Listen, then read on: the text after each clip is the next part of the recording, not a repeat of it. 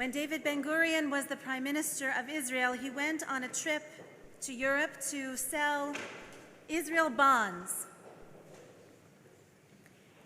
and to raise money for the Jewish state. He was introduced to the wealthiest Jew in all of Antwerp, a diamond merchant. He entered the man's sumptuous office, and the man said, "Mr. Prime Minister, before you begin, I want you to know something. I consider myself a human being first, a Belgian second, and a Jew third. Does that offend you?" And Ben-Gurion answered, "No, not at all. In Hebrew, we read from right to left."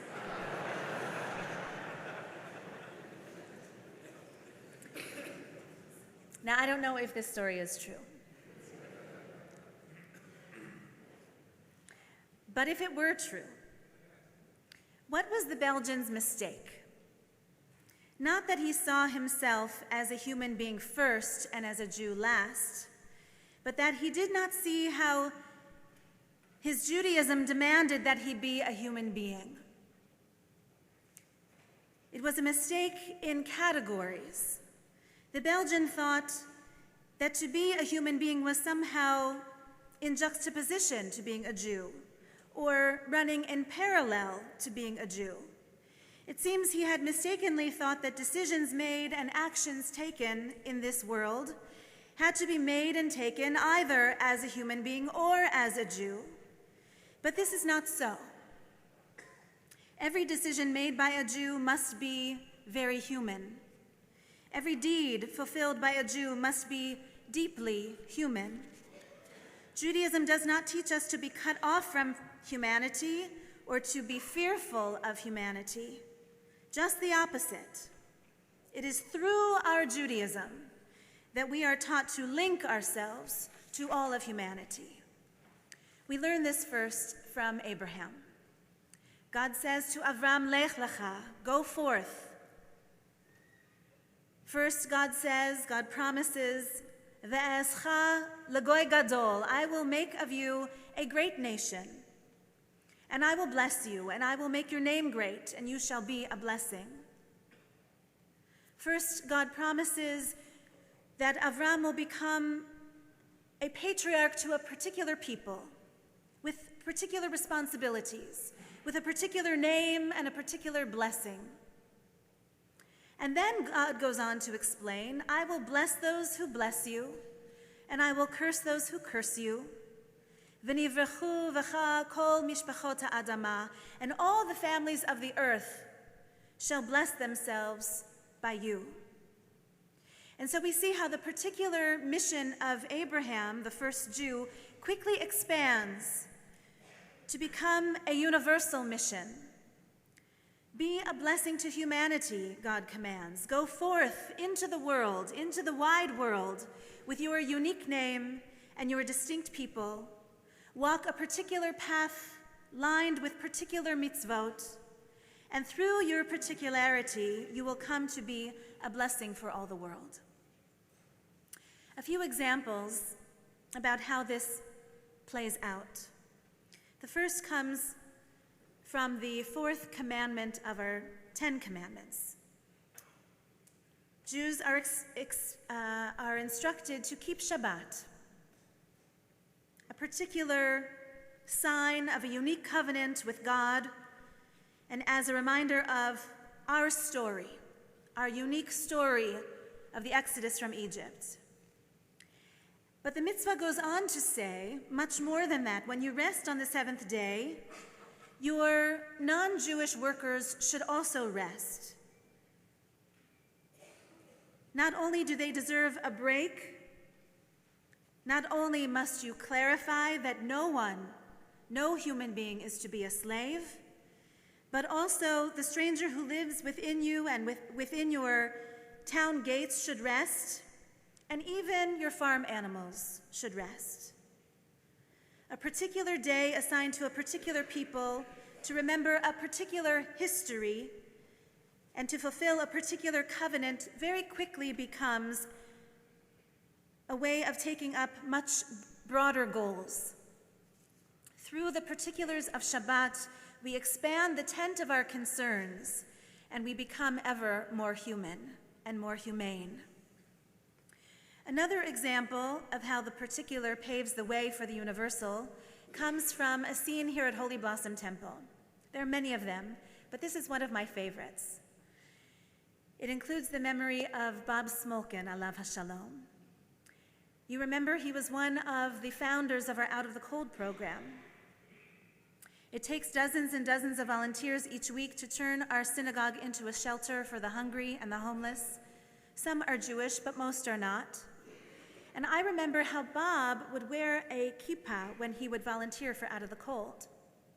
He didn't wear his kippah when he was in that same hall otherwise, but for the occasion of feeding the hungry, he wore a kippah. Why? It was not to remind our non-Jewish guests that they were in a synagogue. No, it was to remind Bob himself that he was a Jew, fulfilling a particular mitzvah, fulfilling a specific covenant that was struck between God and his people at Sinai. Walking in the footsteps of Abraham, Bob used his Judaism as a path and a platform to go forth, to be a blessing for all of humanity. We Jews must begin with a particular but never end there. Our particular goals are incomplete without having our eye on the horizon for an ultimate universal goal. A clear example comes in the liturgy which you know so well. Towards the beginning of the service, we recite Shema. Shema Yisrael, listen, O my people Israel. Listen to this particular faith of ours. Adonai Eloheinu, Adonai Echad. Our God is one, Adonai is one. But no service is complete without Aleinu,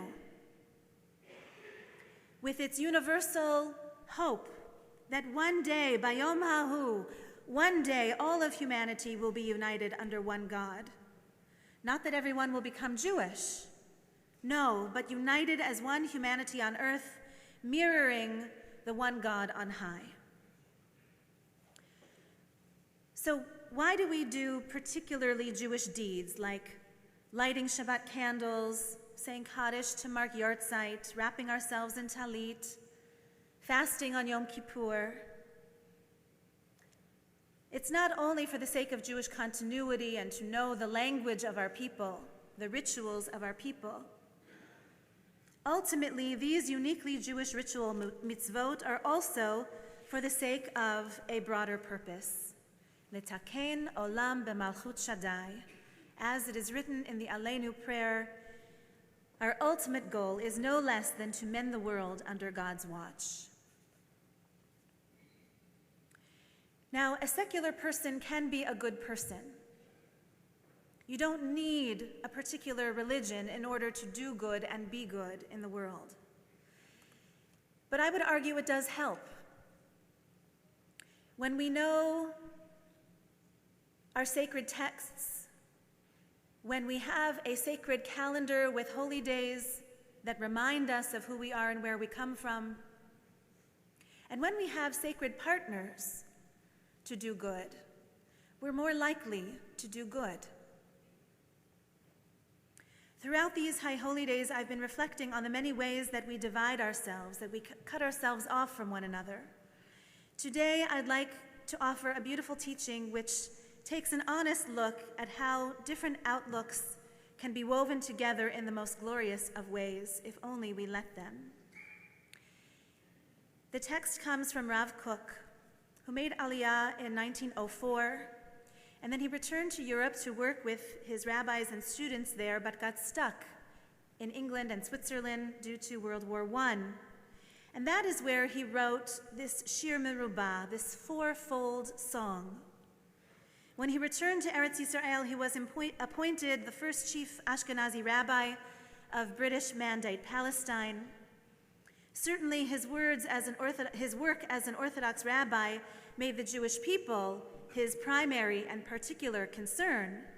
But against the backdrop of that war, that devoured so much of humanity, Rav Kook expanded his view in the most beautiful of ways. He sees the world as through concentric circles of relationship and responsibility. Without judgment or hierarchy, Rav Kook simply describes 4+1 ways of being in the world. So as you listen to these 4 ways, I invite you to ask yourself, which is my song? Which is the one that I play most often? Which is the one that I hear in my head? Which is the one that is my natural go-to place?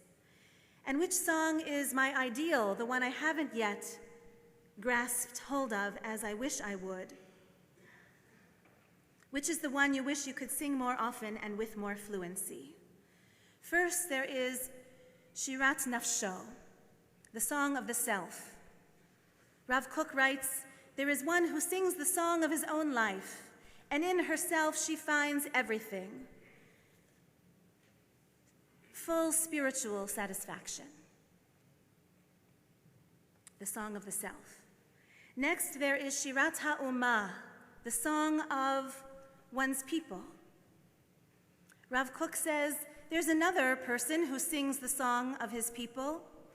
He leaves the circle of his own individual self, and because he finds it without sufficient breadth, without an idealistic basis, he aspires towards the heights, and he attaches himself or herself with a gentle love to the whole community of Israel. Together with her, he sings her songs. He feels grieved in her afflictions and delights in her hopes. He contemplates noble and pure thoughts about her past and her future, and probes with love and with wisdom her inner spiritual essence. That is the Shirat HaUmah, the song of our people. Third is Shirat HaAdam, the song of humanity. Rav Kook explains there is another person who reaches toward even more distant realms, and he goes beyond the boundary of Israel to sing the song of humankind. Her spirit extends to the wider vistas of the majesty of humankind generally and his noble essence. He aspires toward humankind's general goal and looks forward towards higher perfection.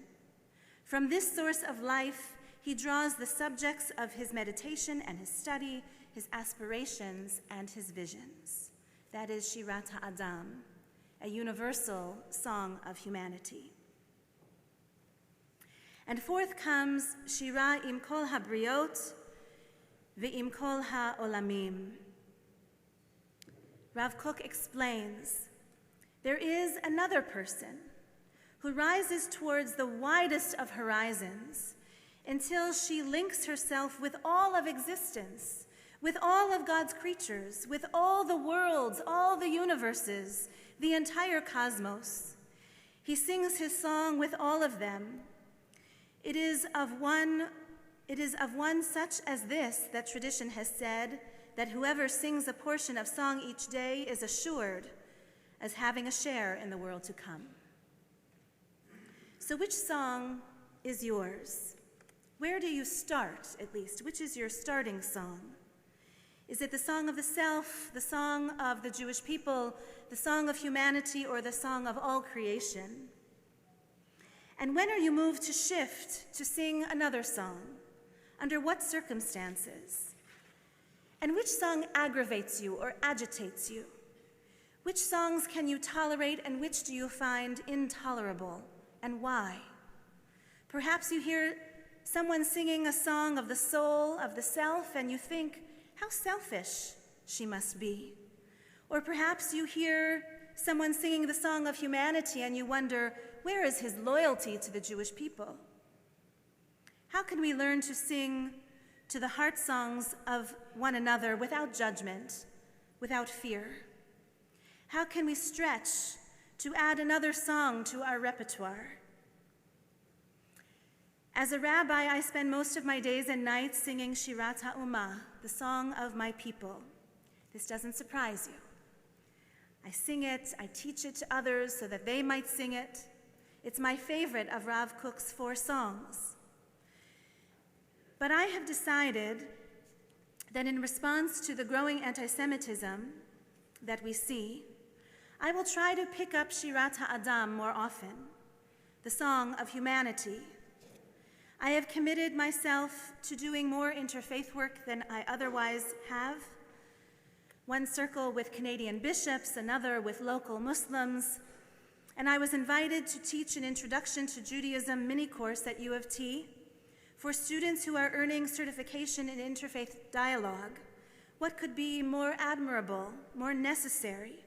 I look forward to meeting these students in February to see how they intend to devote their careers or their volunteer lives to building bridges among peoples. Rav Kook teaches us then that there is one step further. If we can, you might expect one more step, one more song. He describes a symphony. He describes a person who has the capacity within him, within her, to sing a 4-fold song in perfect or in messy orchestration. He writes, "And then there is the one who rises with all these songs in one ensemble, and all these songs join their voices together. They sing with beauty, and each one lends vitality and life to the other. They are sounds of joy and gladness, sounds of jubilation and celebration, sounds of ecstasy and holiness." If this reminds you of the wedding blessings under the chuppah, Rav Kook meant it. Under the chuppah, there is that perfect union, that perfect coming together. The song of the self, the song of the people, the song of humankind, the song of the world all merge within this person at all times and at every hour. Rav Kook urges us to weave together as many of these song strands as we can, because in this weaving together we find our God. In the perfectly balanced orchestration and in the imperfect cacophony of sounds too, there we discover the oneness and the totality that is God. On Rosh Hashanah, we read how Abraham sacrificed a ram in place of his son Isaac. According to rabbinic legend, God kept those 2 horns of the ram and then turned them into shofarot. God sounded one shofar from the left at Mount Sinai to announce the giving and the receiving of Torah, for that was when the Jewish people was born as a people with a particular task, a particular covenant. God played a particular song for us on that first shofar. And what about that shofar from the right? That slightly larger horn? Our sages teach that God still has yet to sound that shofar. God is still wanting and waiting to announce the arrival of the Messianic age, when all the world, when all the peoples will join in prayerful song together, and everywhere will be a sanctuary. We are living at a time just between those 2 shofar calls, just between those 2 shofar songs. We are resting between those 2 events, one resounding from our unique past at the foot of Mount Sinai, and the other still beckons us, still calls us from the future. Listen for the call of the past, the echo of that call from Sinai, and listen, await the song yet to be sung.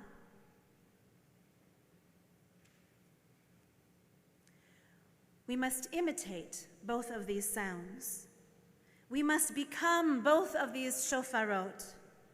We must become the instruments by which Jewish life is made more joyful and ever more relevant.